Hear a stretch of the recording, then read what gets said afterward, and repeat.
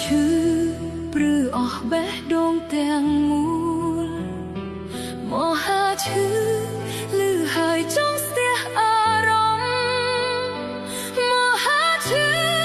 គឺឈឺដោយសារភ្លើងស្នេហ៍ដ៏សែនក្តៅងំដុតបង្ខំឲ្យខ្ញុំព្រមដោះលែងបងទៅមហាឈឺចាប់មកលែងខ្ញុំហើយ